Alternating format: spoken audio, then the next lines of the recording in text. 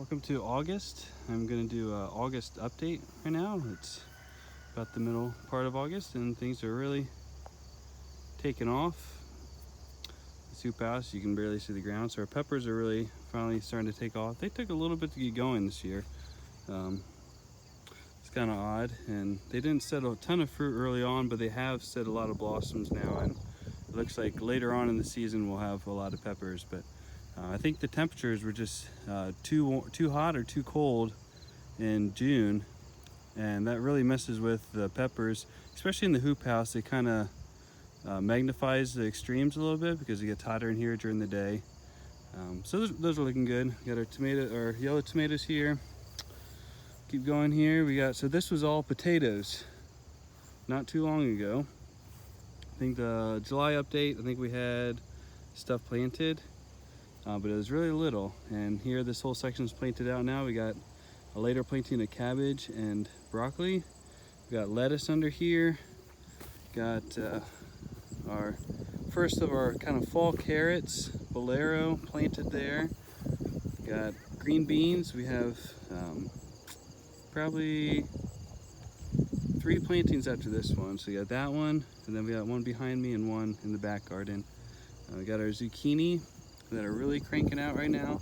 Our pickling cukes that we're harvesting from, but they're not overly strong. Our second planting never does really good from pickling cukes, but we're still getting some. Our regular cukes, we have 2 varieties here. Up top where they're greener, we're getting a lot from those, so we're thrilled about that.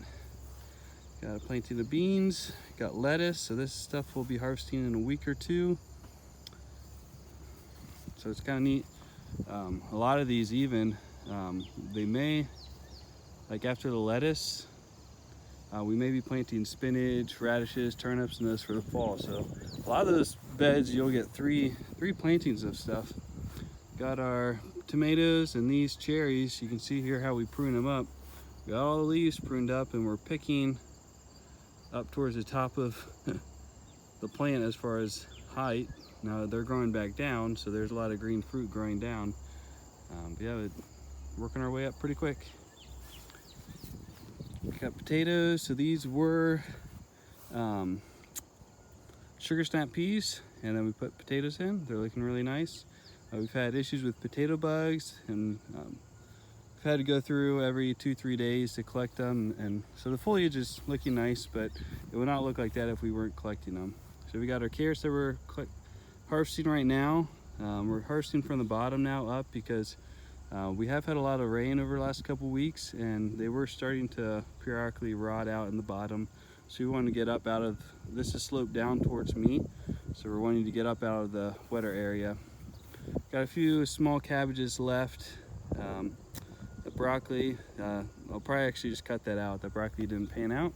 The midsummer, late summer broccoli, it's really hit or miss. Sometimes I get, but even the heads that are nice are smaller. It's one of those where every year I tell myself I'm not going to do broccoli in the summer. I'll just do a spring and then a later fall. But when the time comes, I always throw in a few plants, and that's why we just planted not even half a row of it. Because if it panned out, great. If not, which a lot of times it doesn't pan out, then at least we don't have a whole lot of bed space or garden space dedicated to it. So these carrots here were all rotted out. So it's just like, these were a different variety than those, and this variety here is a longer carrot and is deeper in the soil, and I think because of that it rotted out, where these were a lot better. There's still occasional ones, but nothing like this bed. And I think part of the issue too was we've been putting up this hoop house, so we've had a lot of foot traffic, not necessarily on the bed, but just in the walkways. So I think the soil is definitely a little more compacted because of our walking up and down, putting hoops and stuff on. So this project, hopefully, if we can get it done this fall, winter, we'll actually dig out a waterway along here, and that'll help drain the excess water. And just our foot traffic then with having this up will dramatically decrease on those beds that are outside. So we got lettuce here that we're working on filling up. We got a little bit left, so I have 2 trays that are going to go in about a week. That'll fill that bed, and that'll start working up this section. And those are parsnips there. Those are staying until fall. And they can rot out like carrots, but they are higher up. We have had occasional ones, but they don't look too bad. So I think they'll be okay unless the weather changes. But then here we have our pumpkins that are these are starting to die off. And this is a cover crop that I planted next to it. So now that the pumpkins are dying off, they're not taking nutrients and moisture from the neighboring beds, and so the cover crop is actually coming up really nice alongside there. Because that cover crop was pretty stunted, just really small for a while, but once the pumpkins kind of stopped growing, the cover crop, you can definitely tell when the roots aren't absorbing as much moisture. Here we have our hedgerow, and it's really interesting. So these rhubarb plants, so we had a variety of raspberries here that we didn't like. You can definitely tell when you get down here, the rhubarb is a lot nicer. When we pulled all those raspberry starts out, I think it really mixed the wood chips on top with the soil. And so we've had issues in here. You can tell that the plants are struggling. Now flowers on the edge are doing okay, but they're along the black mat, and so they're probably rooting out underneath the black mat. Where in the wood chips, the structure kind of has to get reacquainted, and it takes a year or two after you disturb it like that to really get back. So here's some lettuce that we're harvesting right now. Those heads will be for market on Saturday. These salad greens we just harvested today. We got some green onions, and we have leeks actually planted in there.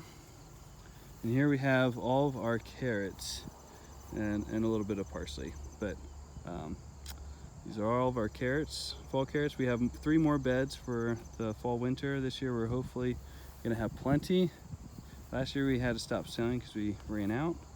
But you can see where I trenched out in the lower section. So this slopes away from me. And with all the rain we had, it was washing across the beds. And so our germination down at the bottom is more spotty because the seeds, I think, actually washed out. But there are some that did. But I trenched it mainly because it stays kind of moist down there, and I want to let the beds kind of air out. And if we get more rain, I want that water to funnel between the beds and not on the beds. So it looks like the next week's gonna be pretty dry, so that's gonna be really good for this section of the carrots. Hopefully they'll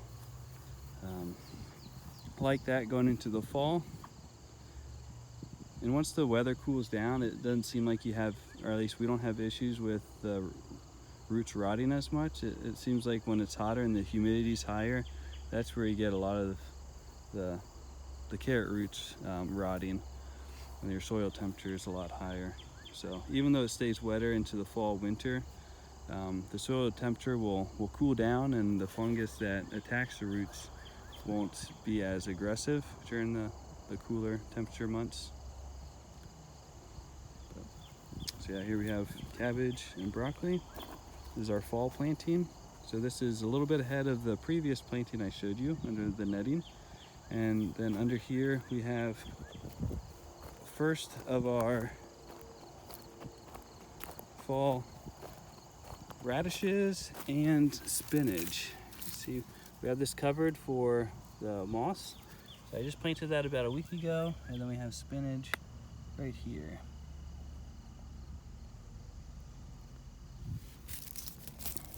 So it's looking nice. Now I do have issues occasionally with wood lice getting the spinach. For some reason they really like spinach, and it depends on the time of year. And I have noticed they've been nibbling it a little bit, but the growth is pretty quick, so I think they'll be okay. It's more of an issue actually when it's cooler and the spinach isn't growing as fast. Just a little bit of nibbling every night eventually will kind of eat away your whole seedling. But they're already starting to put off like their first leaves, so I think they'll be okay. Here we have our winter squash, and this was all strawberries that we tarped and planted. So you can see how the winter squash has just really covered that, filled that in. And we had a couple rows left. So we put some potatoes, last of our potatoes in there. And we have beans. This is our second to last planting of beans for the year. We got our mini sweet peppers. And we have some kale, and then down here, this is celery for the fall winter harvest. And here we have ginger, and we're harvesting beets along. We had beets alongside the ginger. We're about down to the end, then we'll come up and start here. But here I just planted, right here you can see some starts, some kale starts. So this will be, those kale will be our like fall, winter kale. So a lot of this kale kind of loses its vigor as it gets older. So we like to have a nice new flush of kale to harvest from. So this bed, we have sweet potatoes outside that are creeping in, but I'm moving those vines out and we're coming up with beets. So I have another 2 more plantings, I think, to make this year, and so that'll fill that bed. And then we got dill here. This was all onions that was around the sweet potatoes. All the onions are out and now the sweet potatoes are filling that in. And this is what we like to see, where you can't see any soil, any ground. It's just, yeah, a lot of soil conversion happening as far as carbon putting it into the soil, or even the roots of the sweet potatoes. So yeah, until next time, that's our August update. We'll catch you next month. Eat well, live well.